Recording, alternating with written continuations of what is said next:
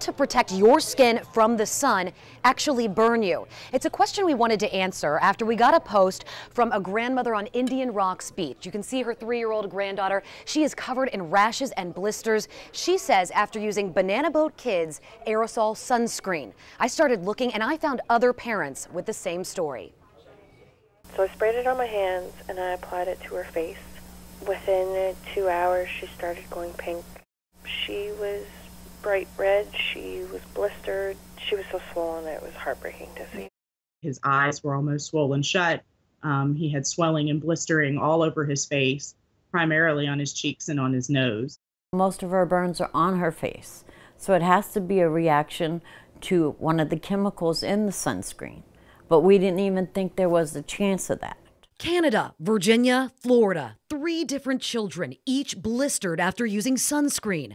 Their parents say doctors told them their children suffered an allergic reaction to an ingredient in sunscreen made worse by going into the sun. Mary Zylstra told me what happened to her 3-year-old granddaughter, Nora Bohr, 2 weeks ago. It was a real hot day compared to South Dakota weather, and got some sunscreen on and went for a walk, and they were playing in the sand and stuff. And we were out there probably an hour and a half. Nora took a nap before flying home to South Dakota with her parents. And she woke up and she wasn't feeling right. We thought maybe she was just tired from the sun. And then she started breaking out in a little bitty rash. It wasn't very noticeable. It's red and it's blistery, and it actually has where the blisters are breaking loose and you're seeing raw skin. And that's later. That's 4 days later. It didn't happen the same day. It's 4 days later. Anywhere the sunscreen touched, she had a rash. She had a reaction to it. Doctors believe what you're seeing is an allergic reaction to a chemical in the Banana Boat Kids 50+ spray sunscreen. It's supposed to protect you, and you're not supposed to have, and it says kids, and it says allergy-free, so you think automatically it's good. But also on the bottle and on every bottle or tube of sunscreen, you'll see this warning. See a doctor for rash occurrence, and that's what she did. Doctors are testing Nora for allergies to confirm it was the sunscreen. The same is being done on 14-month-old Kyla in Canada.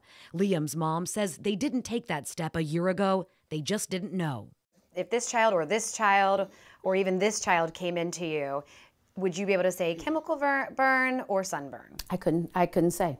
Board-certified dermatologist Dr. Susan Winkle says until you test the skin, you cannot blame ingredients in sunscreen, the most common being oxybenzone, which is used in most brands. I take out about 30 skin cancers a week, so I see lots of patients that use sunscreen. I have actually never seen a documented allergy to sunscreen.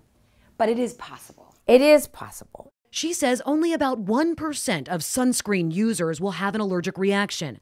I also talked to the FDA. Do they know about this? They are aware of rare cases of serious allergic reactions to sunscreen and made it clear that despite reactions, the benefits of sunscreen far outweigh any risks. Dr. Winkle also says what's more common and likely, parents misapplying. We've preached and preached about the importance of using sunscreen, but not how to use it correctly and effectively. She says use sunscreen with titanium dioxide and zinc oxide. They block the UV rays. Put on a good layer 30 minutes before going into the sun, reapply when you're out, and again every hour. She also says use sun protective clothing and hats. As for aerosol sprays, I would say aerosol sunscreen is better than no sunscreen. Is it possible that you missed a spot?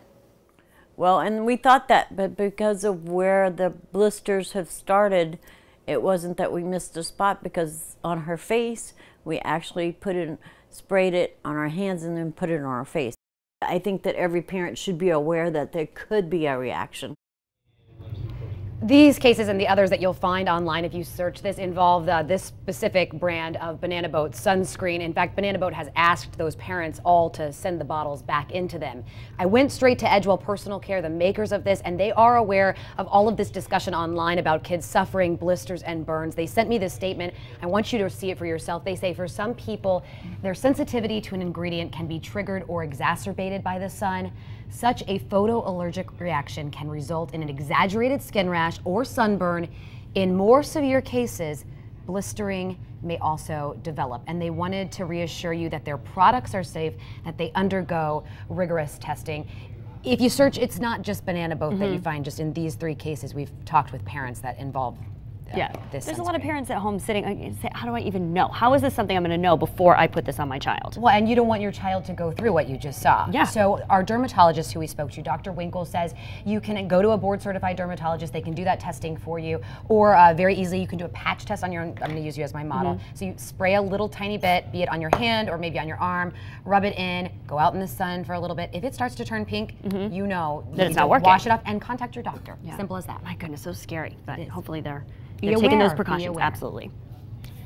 Well, there's a park in Lakeland known for seeing